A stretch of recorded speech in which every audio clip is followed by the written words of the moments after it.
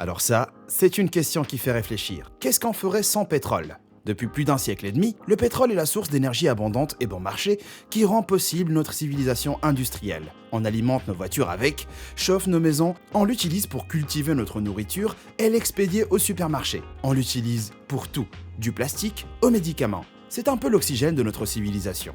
Et si il disparaissait ? Dans cette vidéo, je vais parler un peu de l'origine du pétrole, de la façon dont on l'obtient et de notre peur d'en manquer. Ensuite, on va se pencher sur le scénario cauchemar, ce qui pourrait arriver si tout le pétrole disparaissait. Alors, restez avec nous. Le pétrole brut, ou pétrole, est fait de matière organique en décomposition, piégée sous terre dans une chaleur et une pression intenses depuis des millions d'années.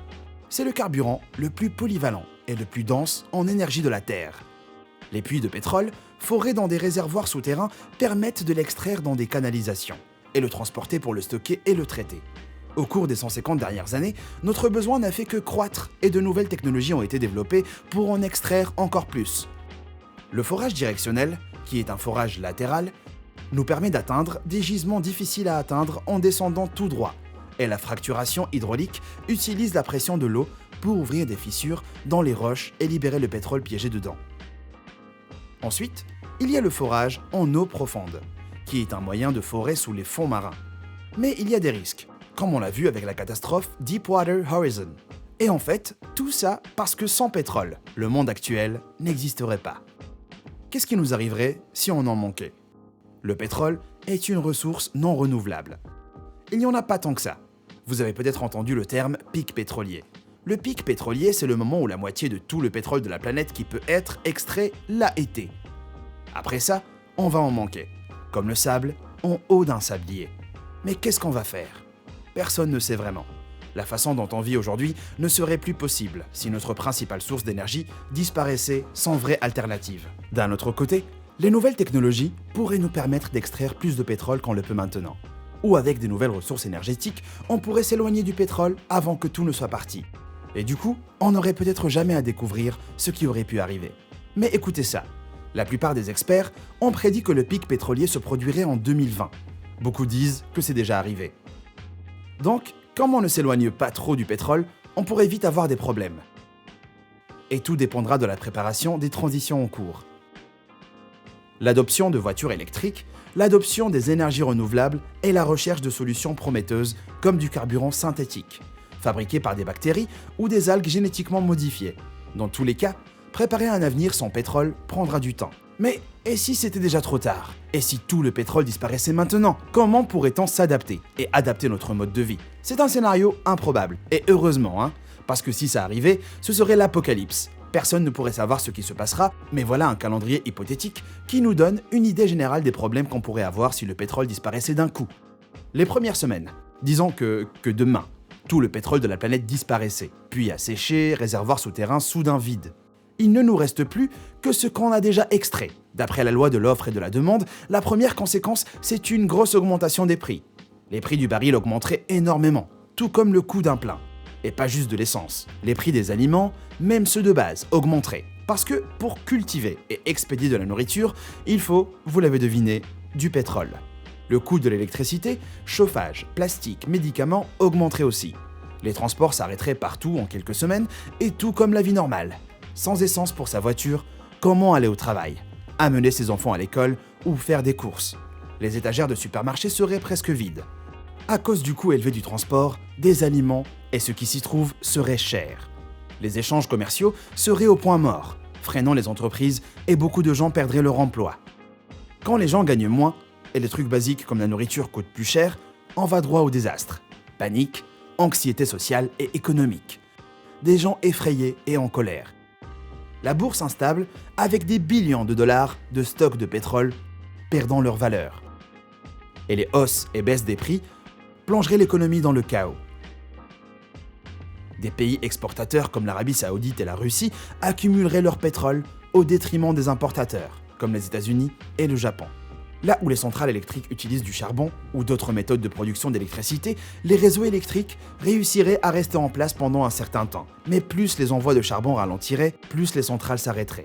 Des gouvernements seraient même forcés de rationner le carburant. 1 à 5 mois, des premières semaines aux 5 premiers mois après la disparition du pétrole. Les choses ne feraient qu'empirer. Dans ce scénario hypothétique, il n'y a aucune chance de se préparer à la soudaine sécheresse pétrolière. Et les gens du monde entier souffriraient, affectés par des problèmes et des pénuries imprévues. Il pourrait y avoir alors un rationnement des aliments et des carburants. La société basculerait dans l'anarchie, les gens se battant pour manger, et ceux sans nourriture, seraient obligés de commettre des crimes graves, volant et tuant, pour ne pas mourir de faim. Les gens ne prendraient plus l'avion à cause du coût élevé, et des voyageurs pourraient être bloqués loin de chez eux pour toujours. Les seuls véhicules sur les routes seraient sûrement des voitures électriques ou des camions roulant au diesel. Ils pourraient être utilisés pour transporter du carburant vers les centrales électriques, pour essayer de faire fonctionner l'électricité. L'utilisation d'éthanol ou de biocarburants à base de soja, il pourrait être utilisé pour envoyer des aliments. La collecte des ordures pourrait être jugée trop coûteuse et s'arrêter, causant des soucis sanitaires. Et les hôpitaux n'auraient plus accès aux outils ou médicaments nécessaires. Le pétrole nécessaire à leur fabrication n'existe plus. 1 à 10 ans. La première décennie après la disparition du pétrole serait une lutte pour la survie. Alors que les réserves de pétrole ont diminué, les anciens pays importateurs de pétrole et de nourriture étant confrontés à des pénuries générales, les gens pourraient essayer de s'adapter en utilisant du gaz naturel ou en développant des énergies renouvelables. Les exportateurs de matériaux utilisés dans les énergies renouvelables, comme le lithium, pourraient connaître une certaine croissance économique. Le plus dur, c'est l'absence d'énergie de remplacement efficace et facilement transportable qui soit aussi viable que le pétrole. Les pays vont essayer d'intensifier leur utilisation des biocarburants, mais la production alimentaire diminuera. Plus le maïs est utilisé pour l'éthanol, moins vous pouvez en utiliser pour manger. Des gens pourraient essayer de fabriquer leur propre carburant maison avec plus ou moins de succès. Sans pétrole, le commerce international chuterait et les économies du monde entier avec. Sans l'argent, ni les matériaux nécessaires pour entretenir des infrastructures complexes, elles s'effondreront. Comme les autoroutes, réseaux télécoms, réseaux électriques, systèmes d'assainissement, de distribution alimentaire, tout ce qui dépend du pétrole. Et donc, comme je l'ai dit, tout. Des villes sans électricité, eau courante, des routes non entretenues, des pénuries alimentaires et encore de l'instabilité. Émeutes, pillages et des gens fous et affamés. Dans certains pays, on verrait une montée des gouvernements totalitaires, et d'autres gaspilleraient leur pétrole pour sécuriser les ressources par la guerre. Mais le pire est à venir. Aujourd'hui, il y a environ 7,6 milliards de personnes dans le monde, et toutes ces personnes doivent manger.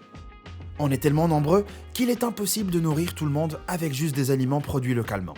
On dépend du pétrole et des produits pétroliers, comme engrais pour faire pousser les aliments, du plastique pour les emballer et du carburant pour les transporter, pour nous nourrir.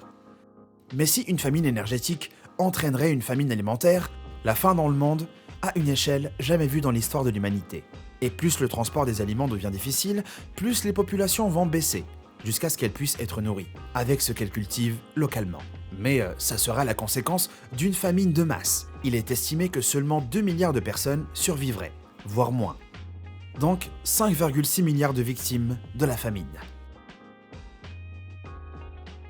10 à 50 ans. Alors avec tout le pétrole disparu, sur quoi on aboutira ? Sans substitut au pétrole, le mode de vie des gens, même dans les pays autrefois très développés, sera radicalement différent. Sans technologie fonctionnant au pétrole, les économies ne grandiraient sûrement pas autant et le niveau de vie serait inférieur. Beaucoup de choses, dont la médecine moderne, dépendent, comme le plastique et les médicaments, sont fabriqués avec du pétrole. Avec moins de soins médicaux, les gens pourraient vivre moins longtemps et mourir plus souvent de maladies qui auraient pu être traitées. Sans les méthodes de transport qui dépendent du pétrole, il y aurait beaucoup moins de voyages et de commerce longue distance. Les gens dépendraient de ressources locales, mangeraient des aliments locaux, porteraient des vêtements et utiliseraient des produits faits localement. Les populations aurait du mal à augmenter, plus que leurs ressources locales. Mais c'est pas le seul résultat possible. Si une alternative est développée avec succès, on pourrait peut-être éviter le pire. On pourrait émerger d'une période de transition longue et difficile, avec une civilisation mondiale qui fonctionnant sur une source d'énergie renouvelable, ou plus probablement sur plusieurs sources, n'est pas radicalement différente,